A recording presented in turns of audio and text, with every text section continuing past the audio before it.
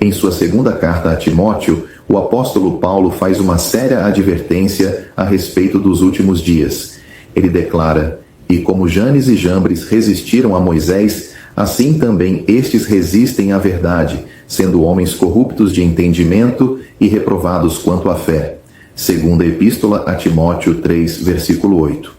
Estes dois homens, identificados pela tradição judaica como os magos do Egito, que imitaram os milagres realizados por Moisés e Arão, são um alerta para todos os que observam sinais e prodígios como prova de que algo vem de Deus. Moisés transformou a vara em serpente pelo poder de Deus, mas Janes e Jambres fizeram o mesmo através de artes malignas. Portanto, fica claro que nem todo milagre é prova da presença divina.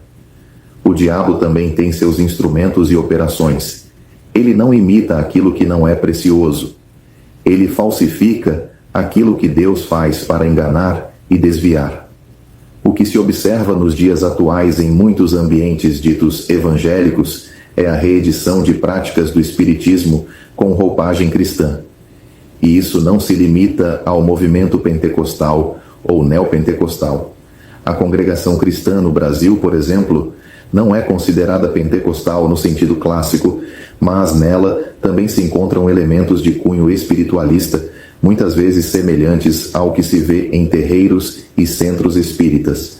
Um dos exemplos mais marcantes é o fenômeno das chamadas línguas estranhas. No espiritismo, durante as incorporações, muitas vezes os médiuns emitem sons incompreensíveis, numa manifestação atribuída a espíritos. Curiosamente, em diversos cultos evangélicos, vê-se o mesmo tipo de manifestação, geralmente sem interpretação e sem edificação para a igreja, o que contradiz o ensino apostólico em 1 Coríntios 14. As danças espirituais nas igrejas também têm se tornado comuns. Não são simples expressões de alegria, mas movimentos convulsivos, muitas vezes incontroláveis, que lembram os passes de médiuns em centros de umbanda e candomblé. Essas danças são atribuídas ao Espírito Santo, mas não se vê nelas ordem, sobriedade nem edificação, características essenciais da verdadeira obra de Deus. 1 Coríntios 14, versículos 33 e 40. Já o chamado sapato de fogo é uma expressão popular usada para descrever momentos de excitação extrema durante os cultos, quando pessoas pulam, gritam ou dançam descontroladamente. Isso se assemelha ao que se vê em sessões espíritas, quando os presentes acreditam estar possuídos por espíritos guias. Outro ponto de contato é a ênfase nas profecias. Muitas dessas profecias são reveladas por pessoas que, alegadamente sob o poder do Espírito Santo, transmitem mensagens diretas, pessoais e sem respaldo bíblico. No Espiritismo, isso é conhecido como psicofonia, quando um espírito usa a boca do médium para falar.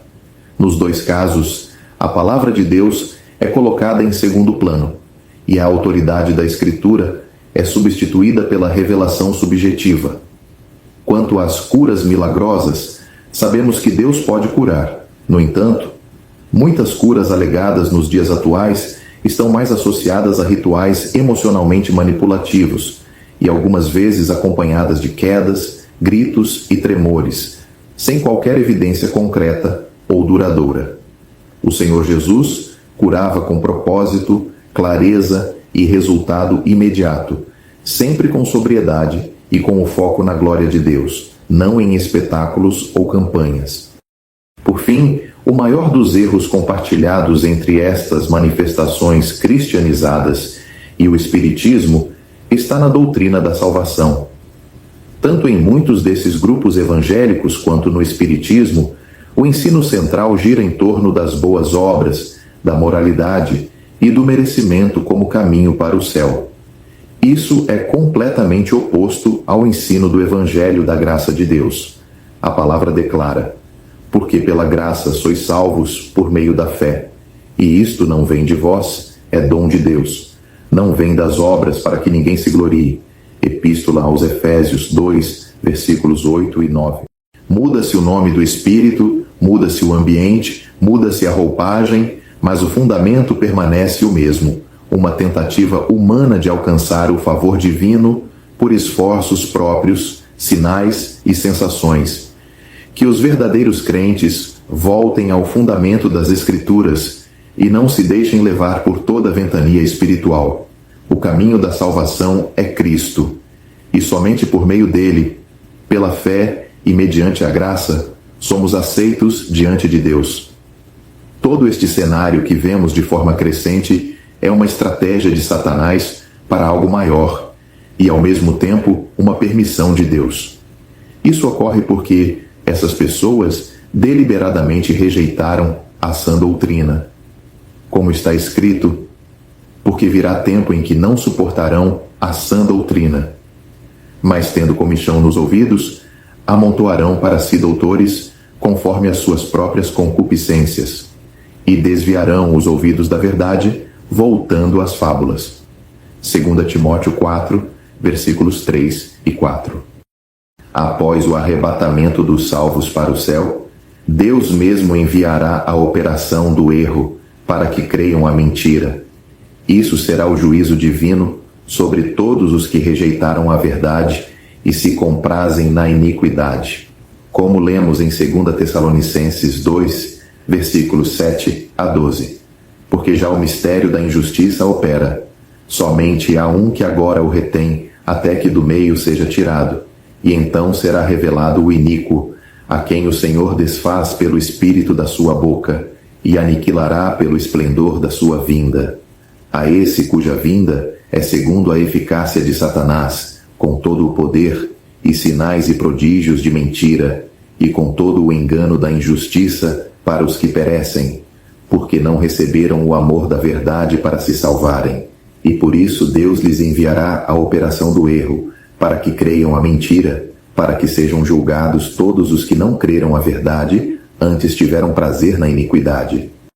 O diabo está cevando, engodando essas pessoas, preparando-as para que, quando a verdadeira igreja for arrebatada, ele possa lançar o seu falso Messias, um líder que estas pessoas sempre esperaram, um homem de carisma, sinais, prodígios e palavras doces, mas cujo fim será a destruição.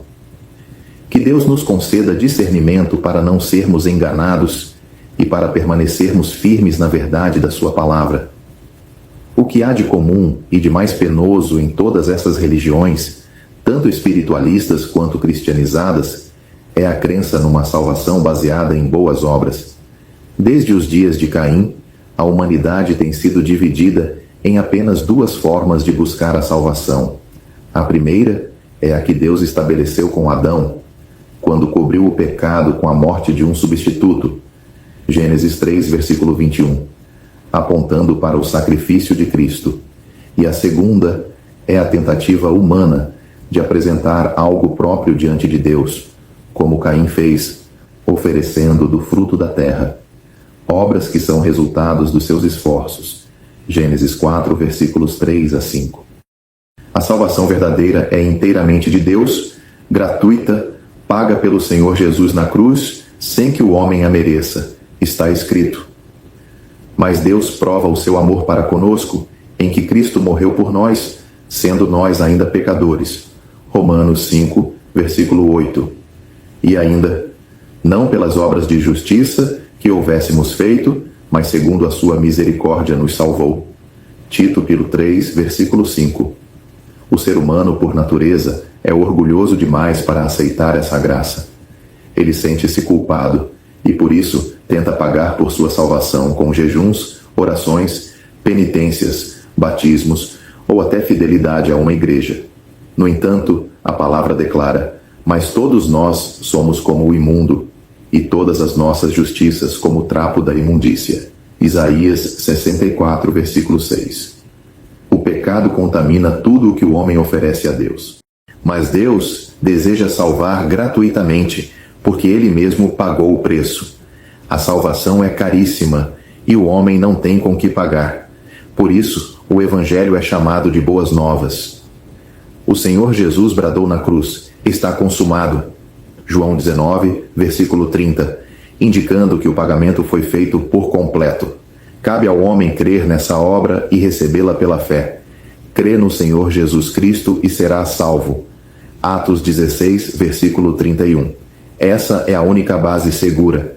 Que não sejamos encontrados oferecendo frutos da terra como Caim, mas confiando no sangue do Cordeiro como Abel. Hebreus 11, versículo 4.